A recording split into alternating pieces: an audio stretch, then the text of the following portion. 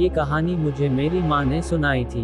मेरी माँ एक छोटे से शहर से संबंध रखती हैं और ऐसा माना जाता है कि उस गांव में कुछ बुरी शक्तियां भी वास करती हैं। ऐसी ही एक बुरी आत्मा से सामना हुआ मेरे नाना जी का।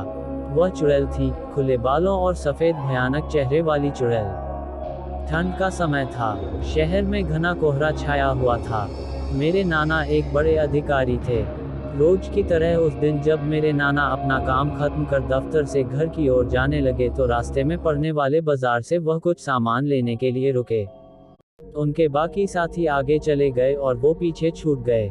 सामान लेते लेते उन्हें टाइम का पता ही नहीं चला और जब नाना जी ने अपनी घड़ी देखी तो टाइम देखकर उन्हें लगा कि आज घर पहुंचने में बहुत देर हो जाएगी। उन्होंने सोचा जंगल के रास्ते अगर जाऊं तो जल्दी पहुंच जाऊंगा, इसीलिए उन्होंने जंगल की ओर गाड़ी घुमा ली। काफी अंधेरा हो गया था। नाना जी तेज गति के साथ गाड़ी चला रहे थे लेकिन उनकी गाड़ी के एक आगे एक औरत आ गई। उन्हें झटके से ब्रेक मारनी पड़ी। जो औरत गाड़ी के सामने आई थी वह तेज तेज रो रही थी। नाना जी को लगा कि वह जरूर किसी मजदूर की पत्नी होगी जो रास्ता भटक गई है। रास्ता सुनसान था, इसीलिए उन्होंने सोचा कि इस महिला की मदद की जाए। उन्होंने उस औरत से पूछा कि वह यहाँ अकेले क्या कर रही है। उसने कोई जवाब नहीं दिया और जोर जोर से रोने लगी। ऐसा लग रहा था मानो सारा जंगल उसकी आवाज से गूंज रहा हो। नाना जी ने पूछा कि उसका घर कहाँ है, तो भी वह कुछ ना बोली। नाना जी ने उसे बोला कि तुम मेरे साथ मेरे घर चलो, सुबह तुम्हें तुम्हारे घर छोड़ दूंगा। वह नाना जी के साथ चलने के लिए तैयार हो गई और गाड़ी के पीछे वाली सीट पर बैठ गई। रीति रिवाज के कारण उसने अपने सिर पर घूंघट डाल रखा था, जिसकी वजह से उसका चेहरा छिपा हुआ था। गाड़ी पर सब नाना जी का इंतजार कर रहे थे। जैसे ही गाड़ी की आवाज आई सब भागकर इकट्ठा हो गए। जब उस महिला के बारे में घर में पूछा गया तो नाना जी ने सारी कहानी बताई। नाना जी ने कहा आज खाना यही बना देगी। लेकिन मेरी माँ को उस महिला पर शक हो गया।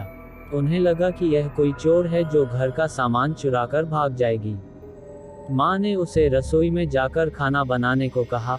वह बिना कोई जवाब दिए वहां से चली गई। रसोई में से अजीब से आवाजें आ रही थी। बस रसोई में सारा सामान रखवा कर मेरी माँ ने उसे कहा कि सब भूखे हैं, इसीलिए जल्दी खाना बना दे। उसे रसोई में भेज तो दिया लेकिन माँ का मन अभी भी शांत नहीं हुआ। 10 मिनट बाद माँ रसोई में पहुंची तो देखा अभी वह थैले में से मछलियां निकाल ही रही थी। यह देखकर माँ को गुस्सा आ गया। उन्होंने उसे बोला कि अभी तक तुमने खाना बनाना शुरू नहीं किया, कब बनेगा और कब हम खाएंगे। तो उस महिला का चेहरा अभी भी ढका हुआ था, इसीलिए किसी ने उसका चेहरा नहीं देखा था।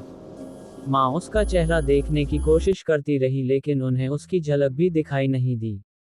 माँ ने कहा कोई जरूरत हो तो बुला लेना, लेकिन फिर भी वह कुछ नहीं बोली। उन्हें लगा कि शायद अनजान लोगों से डर रही होगी। माँ रसोई से चली गई लेकिन जब 10 मिनट बाद वह फिर वापस आई तो रसोई का दृश्य देखकर माँ डर गई। उनके पैर जैसे वहीं जम गए। उनके गले की आवाज नहीं निकल रही थी। उन्होंने देखा वह औरत रसोई के स्लैब पर बैठकर कच्ची मछलियाँ खा रही है। सारी रसोई में हड्डियां और मांस के टुकड़े बिखरे पड़े हैं। उसके सिर का घूंघट भी उतरा हुआ था। उसका चेहरा बेहद खौफनाक था। बाल बहुत बड़े और नाखून एकदम काले। वह मछलियां खाने में मगन थी, इसीलिए उसका ध्यान माँ पर नहीं गया। माँ भी चिल्लाई नहीं कि कहीं वह और ज्यादा खतरनाक ना हो जाए। माँ ने एक थाल उठाया और वह चूल्हे में से जलता हुआ कोयला उठाकर उसकी तरफ दौड़ी। कोयला उस चुड़ैल पर फेंक दिया। आग की जलन की वजह से वह डायन तेज तेज आवाजें निकालने लगी। उसकी आवाज सुनकर सारा घर इकट्ठा हो गया। उसे आग दिखाकर घर से बाहर निकाला गया। उसकी आवाज इतनी तेज थी कि आसपास के लोगों का भी बाहर जमावड़ा लग गया। वह डायन लोगों की भीड़ को हटाते हुए जंगल की तरफ दौड़ी। सारे लोग डर के मारे कांप रहे थे और मेरी माँ की हिम्मत की दाद भी दे रहे थे कि अगर उन्होंने सही समय पर कोयले से उस डायन को भगाया नहीं होता तो ना जाने क्या हो जाता।